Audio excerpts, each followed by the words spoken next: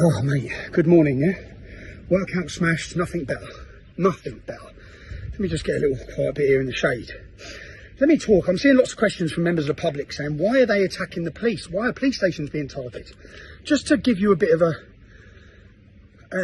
knowledge of why people are angry with the police, and to the men committing the violence, lads, those individual police officers who are coming out doing a difficult enough job have got families at home. They're ordinary people, okay? The people pulling their strings is who you need to be angry with. Why are people angry? I'll tell you why they're angry. Because Hamas were allowed to overtake London, overtake our capital city, every weekend, flying ISIS flags, Hamas flags, calling for jihad. The police did nothing. Nothing. Instead, they arrested me. They banned me for 6 months. They infringed. They totally abused the law and they lied in court and they got found out. Yeah. People have now seen what the police are doing. Look at what happened in Manchester Airport. In Manchester Airport, 2 violent Muslims attacked officers attempting to do their job. Armed response officers. They violently beat 3 of them to the floor, battering a policewoman, breaking her nose. Now, we all know, okay, then they were held in the police station and they were released from the police station because thousands of Muslims come to the police station and they threatened riots across the country. So the police gave in again. Yeah, we all know if they weren't Muslim, they'd be in remand in prison right now. So until the police enforce the law equally across all communities, the resentment and anger is growing. People witness what happened in Harefields, riots, out on the street every night. Police weren't there on horses, they didn't have dogs, they weren't attacking people. Yeah? Everyone's seen it. We've seen the way you police us differently. People have seen the demonstrations differently. What you're trying to blame on the English Defence League, blame on us, is your fault. You've caused this resentment, treating communities totally differently, coming down on a ton of bricks on certain communities and allowing others to rape and pillage their way through this nation. We're at 40,000 terrorists on a watch list, jihadists, 40,000 of them. And you've arrested the organiser of a democratic protest in Middlesbrough. He's currently under terrorism legislation. You arrested me under terrorism legislation. To the people taking part in these demonstrations, we had 100,000 people on the streets of London in a peaceful resistance. That 100,000 will become 250,000. 250 will become 500,000. A peaceful revolution is brewing in Great Britain. A peaceful revolution. To the men in these towns and cities, and to the police, the establishment, in 2009, when we took to the streets in Luton over the attack against our armed forces, when we attempted to have a peaceful demonstration, you kettled us, you attacked us, and you charged us on police forces. Did that work? No. Our 250 people turned to 1,000 with balaclavas on. Yeah?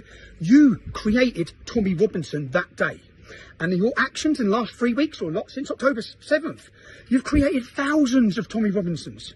You won't crush people like this. Okay, people, and to the lads taken to the streets in the towns and cities today, these young boys need leadership.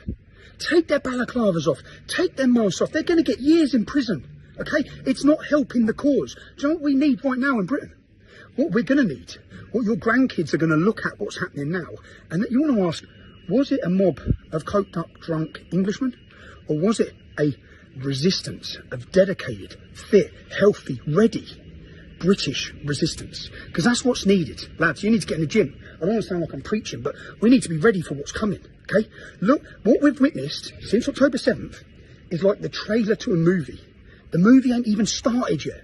You see the rapes, you see all these migrant hotels, they're not slowing them down, they're speeding them up. They're flooding our country, yeah? We either win this battle, where we don't become minorities and don't see every town and city in this country taken over by hostile jihadists, rapists, criminals. Yeah? That's one outcome, or we win. Through peaceful resistance, we cause a revolution in this country, and the public are ready for it. Everyone's ready for it. Yeah, the time is now. The time, and lads, up and down the country in the towns and cities, these young boys are looking for leadership. Okay, we had peaceful demonstrations in London because we had leadership. We had committed men, not just me, we had committed men across that movement willing to stop people who are stepping out of line. You need this in your towns and cities. Well, man, you need this now in your towns and cities. So family putting their hands up, going like that, everywhere I go, all right? The public opinion's changed, lads. But please, man, there's young boys there, they're angry. I was angry. I said in 2009, we put balaclavas on, we knew nothing else. We were angry. We were forgotten. We were neglected. Our town was being taken over. Our daughters were being raped. People are feeling the same. But we're on the verge of something massive where we've won the hearts and minds of the public. Don't undo that, yeah? So lads, in every city across this country, control your boys, man. Control them, direct them. a peaceful resistance is growing. But to the people asking questions of why this is happening is because of a two-tier policing system which has attacked English people and a government who has declared war on them, who has not sat there. You know, after every riot, George Floyd, a criminal, gets killed, and our leaders, the Capitol burns, cities burn, people are attacked. 30 deaths in America. All this happens. What do the leaders say of our political groups? They come out and say, we understand your anger. We understand it. Well, don't you fucking understand ours? Don't you understand when they're raping their way through our towns and cities? When our daughters in every town and city are being raped? Don't you understand why we're angry? You can't just call every mother and father far right or racist for wanting safety. What are they asking you for? Safety. Save our kids is what they're shouting. Save our kids. They're our children. We need them protected. You're failing. People, you cannot rely on our government or police. They will stand by, okay? We need to form a resistance. It needs to be organised. It needs to be disciplined. So please, I'm watching what's happening. And to the people who are saying I'm glorifying it, no, I'm not. I've appealed for calm the whole way. We organise ourselves, yeah? I'm just keeping the public up to date, which is what the media won't do, with what's happening and why it's happening, okay? And where that anger's coming from, okay? Unless you give people some light at the end of the tunnel, resentment and anger by you thinking you can hide these community problems, that's all it's going to breed. More resentment, more anger, more violence. Be safe.